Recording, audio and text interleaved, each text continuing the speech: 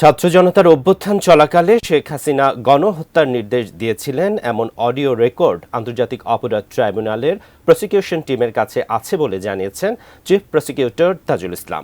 এপ্রিলে আনুষ্ঠানিকভাবে বিচার প্রক্রিয়া শুরু হওয়ার আশাবাদও জানিয়েছেন তিনি। এদিকে প্রসিকিউশনের আবেদনে শেখ হাসিনার বিরুদ্ধে তদন্ত শেষ করতে ২০ এপ্রিল পর্যন্ত সময় দিয়েছেন ট্রাইব্যুনাল।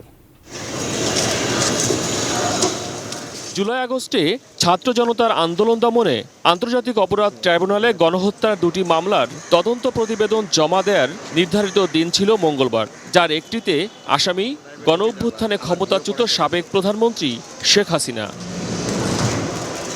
মানবতাবিরোধী অপরাধের আরেক মামলায় আসামি ৪৬ জন, যাদের মধ্যে গ্রেপ্তারকৃত ১৬ জনকে ট্রাইব্যুনালে হাজির করা হয়। এই সব আসামিদের বিরুদ্ধে এমন সব অভিযোগ আছে যে তাদেরকে বিচার শেষ হওয়ার আগে জামিন দেওয়ার কোনো সুযোগ আছে বলে আমাদের দিক থেকে আমরা মনে করি না। কিন্তু ডিসিশন নেওয়ার ক্ষমতা তো সবসময় আদালতের, আমরা আদালতের উপরে কোনো কথা বলতে চাই না। আমরা এই জামিনের ঘোরতর বিরোধিতা করব এবং তথ্য প্রমাণ তুলে ধরব যে কেন এই আসামিদেরকে জামিন দেওয়ার কোনো সুযোগ নেই।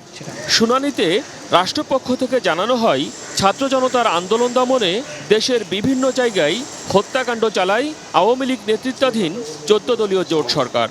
ফলে তথ্য সংগ্রহ এবং তদন্ত কাজে কিছুটা সময় দরকার বলে ট্রাইব্যুনালকে জানায় প্রসিকিউশন। আমরা যদি বেশি তাড়াহুড়ো করি তাহলে এত কমপ্লেক্স একটা তদন্তের যদি কোনো ত্রুটি থাকে এবং সেই ত্রুটির ফাঁক দিয়ে আসামি বেরিয়ে যায় তাহলে জাতির কাছে কিন্তু আমরা দায়বদ্ধ থাকবো। একনল হ্যান্ড ওয়াশ 100% প্যারাবেন ফ্রি, তাই নিরাপদ হাতের জন্য আস্থা রাখুন একনলে। সেই দিকটা বিবেচনায় রেখে আমরা একদম ত্রুটিহীনভাবে রিপোর্টটা যাতে তৈরি করতে পারে আমাদের তদন্ত সংস্থা, সেই সময়টা আমরা তাদেরকে দিচ্ছি। এবং যদি মার্চ মাসের মধ্যে তদন্ত রিপোর্ট আমরা পেয়ে যাই, এপ্রিল মাস থেকে বিচার প্রক্রিয়ার আনুষ্ঠানিক পর্বটা শুরু হওয়ার সম্ভাবনা রয়েছে। আদালত যেটা বলেছেন যে তাড়াহুড়া করতে গিয়ে তদন্ত রিপোর্ট যাতে কোনো ত্রুটিপূর্ণ না হয় সে ব্যাপারেও খেয়াল রাখবেন। জুলাই আগস্টে হত্যাকাণ্ড নিয়ে প্রকাশিত জাতিসংঘের তদন্ত প্রতিবেদন ট্রাইব্যুনালে জমা দিতে চাই রাষ্ট্রপক্ষ। বিষয়টি আনুষ্ঠানিকভাবে ট্রাইব্যুনালকে জানান তাজুল ইসলাম। তাদের কাছে গণহত্যার নির্দেশ দেওয়ার তথ্য প্রমাণ এসেছে বলেও জানান তিনি।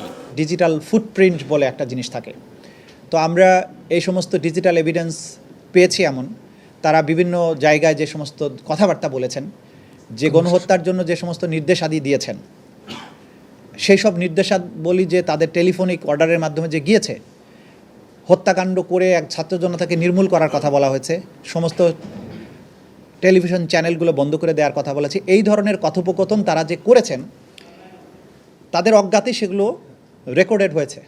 তো সেগুলো আমাদের হাতে আসছে। মানুষকে মারার জন্য যে ফাঁদ তারা পেতেছিলেন সেই ফাঁদে হয়তো তারাই পড়তে যাবেন।